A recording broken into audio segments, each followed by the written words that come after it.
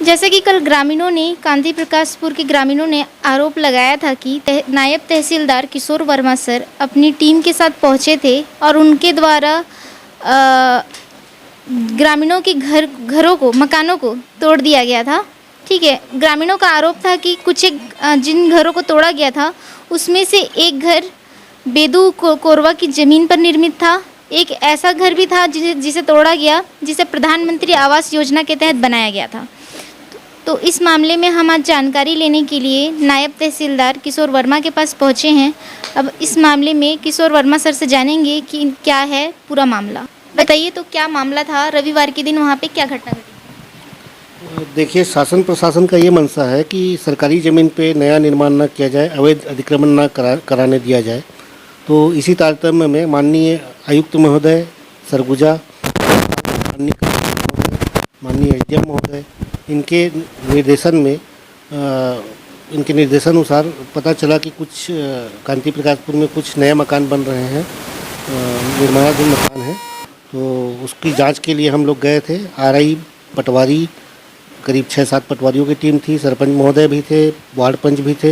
एक दिन पहले जाके हम लोग चिन्हांकित करके आए थे और दूसरे दिन उसको हटाने की कार्रवाई की गई।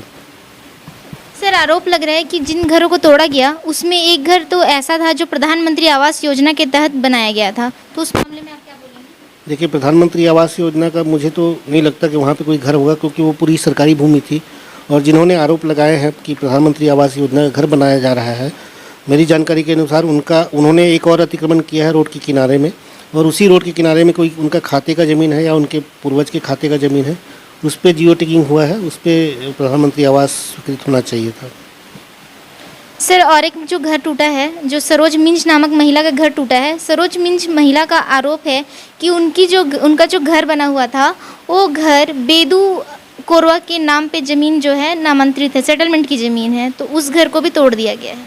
देखिए, इस तरह के आरोप ना लगे, इसीलिए हम लोग टीम लेके जाते हैं।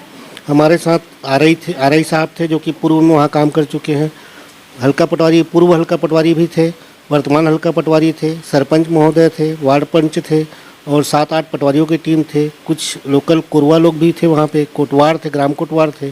तो ऐसी चूक होने की संभावना तो मुझे नहीं लगती कि ऐसे होगा, क्योंकि हम लोग पूरा जांच करके किए हैं काम। शासकीय भूमि पे ही अतिक्रमण किया गया था, प्राइवेट ज़मीन पे हमने कुछ छेड़छाड़ नहीं किया है। अगर मामले की जांच में पता चलता है कि जो घर टूटा गया है, तोड़ा गया है, अगर वो प्रधानमंत्री आवास योजना के तहत बनी है या फिर जो दूसरा मकान था जो कि बेदू कोरवा के नाम पे था ज़मीन, तो इस मामले में क्या कार्रवाई की जाएगी?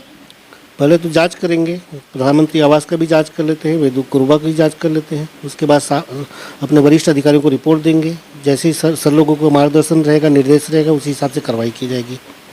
अच्छा सर, वहाँ पर कांति प्रकाशपुर में एक और मामला था जहाँ पे जो कोरवा थे बालक राम, उनकी ज़मीन जो है सुग्गी के नाम से आवेदन दिया गया था। तो उस मामले में क्या कार्रवाई हो रही है?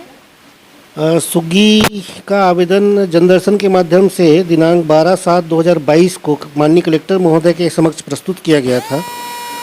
इसकी भी जांच की गई है, हल्का पटवारी का रिपोर्ट भी आ गया है। इसमें मामला ये है कि सेटलमेंट पे कोई मंगल कोरवा के नाम पे ज़मीन है, वर्तमान में किसी भुवनेश्वर गोड़ के नाम पे ज़मीन है, आदिवासी से आदिवासी अंतरण है, परंतु कोरवा से गैर कोरवा के पास कैसे आया, ये जांच का विषय है। इसकी हम जांच कराएंगे।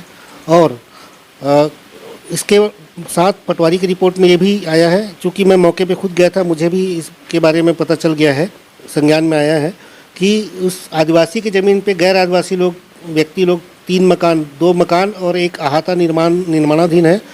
उनको मैं खुद पर्सनली बुला के समझाइश दिया हूँ कि आप आगे का निर्माण नहीं करेंगे, आगे का निर्माण करेंगे तो आपको खुद घाटा होगा। तो उनको समझाइश दिया गया है। साथ ही साथ हम स्थगन लगाने के लिए भी तैयारी कर रहे हैं। इसके साथ पटवारी की रिपोर्ट के आधार पर मैं अपना रिपोर्ट माननीय एसडीएम महोदय के पास भेज रहा हूं, ताकि वो 170 ख की कार्रवाई प्रारंभ करें और कोरवा को न्याय दिलाने की प्रक्रिया आगे बढ़ाएं।